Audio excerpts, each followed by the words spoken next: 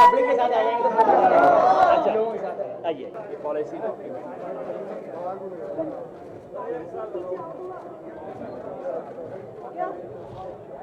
आपने कहा कि उसमें जो वादा किया था उसका 40% भी नहीं किया, और आपने कहा चेहरे की राजनीति मत करिए, जनता की राजनीति और मुद्दों की राजनीति करिए, क्या है? आज उमेश भाई के नेतृत्व में जे सेल के साथी जो झुग्गी झोपड़ी के सवाल पे सतत संघर्ष करते रहे हैं, वो आके स्वराज इंडिया के साथ जुड़े हैं। ये हमारे लिए भी एक अच्छा मौका है। राजनीति जिस अंतिम व्यक्ति के लिए हम करना चाहते हैं उसका प्रतीक बनता है। दिल्ली के झुग्गी झोपड़ी की जनता ने बहुत मन से आम आदमी पार्टी को वोट दिया, ये सोचते हुए कि जो बीजेपी और कांग्रेस जो छलावा करते हैं वो कम से कम अब नहीं होगा। लेकिन पिछले 1.5 साल में जो देखा वो ये कि झुग्गियों के डिमोलिशन बंद नहीं हुए, जो रिहेबिलिटेशन का वादा था वो वैसा ही कागजी रहा जैसा कांग्रेस के ज़माने में हुआ करता था। बीजेपी तो सोचती नहीं थी इन चीज़ों के बारे में, और यहाँ तक कि कोर्ट में जाके सरकार ने कम से कम झुग्गी वालों को बचाने के लिए सरकार जो कोर्ट में कर सकती थी वो भी करने से सरकार ने इनकार कर दिया। अपने लिखित दस्तावेजों में सरकार ने बिल्कुल खुल के कहा कि नहीं, झुग्गी झोंपड़ी वालों की राय हम नहीं लेंगे। वो सरकार जो मोहल्ला कमेटी की बात करती है, हर बात में मोहल्ला सभा की बात करती है, वो सरकार ने लिखित रूप से कहा कि नहीं, हमें जनता की राय लेने की कोई ज़रूरत नहीं है, जनता के प्रतिनिधि को सर्वे में शामिल नहीं करेंगे। इस सरकार की सच्चाई इन चीज़ों से सामने आती है, और मुझे यकीन है कि धीरे धीरे झुग्गी झोंपड़ी की जनता, अनऑथोराइज कॉलोनी की जनता, उनके साथ भी बहुत अन्याय हुआ है। उनको कहा गया था 1 साल के अंदर अंदर अनऑथोराइज कॉलोनी ऑथोराइज की जाएंगी, साल कब बीत गया किसी को ध्यान भी नहीं है। ये दिल्ली की हकीकत परत दर परत खुलती जाएगी, और ये जो स्वराज इंडिया का कारवां है ये जुड़ता जाएगा। मैं सभी साथियों का स्वागत करता हूं। ये बार बार कहते हैं कि हमारे पास पावर ही नहीं है, हमारे पास कुछ है ही नहीं। देखिए, दिल्ली की कहानी बड़ी अच्छी है, सिंपल है। वो शिकायत करते रहे और ये चुगली करते रहे, बस यही हो रहा है पिछले 18 महीनों से।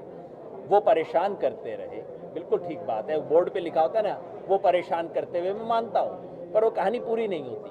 वो परेशान करते रहे और ये चुगली करते रहे, बस यही चल रहा है दिल्ली के अंदर, काम तो चल नहीं रहा। सर, कल वक्फ बोर्ड के मसले पर भी सीबीआई इंक्वायरी रिकमेंड कर दी है, तो उस पर क्या कहिएगा?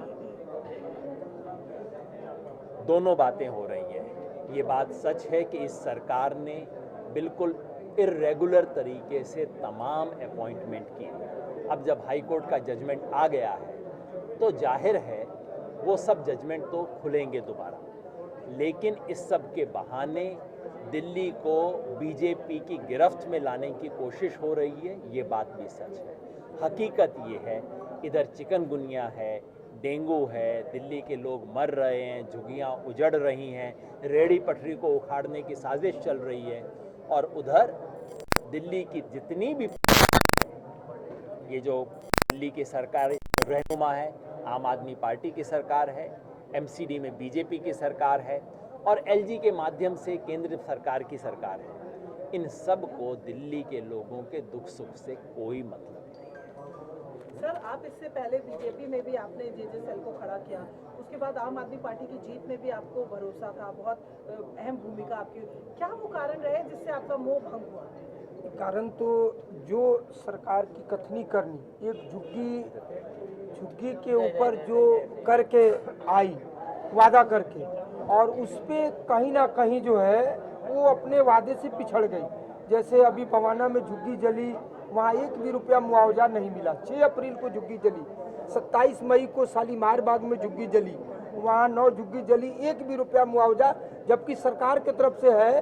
पहले कांग्रेस के टाइम में एक बार 5,000 मिलता था, फिर कांग्रेस के टाइम में 15,000 हुआ, और वो अब ये सरकार बढ़ा के 25,000 की है।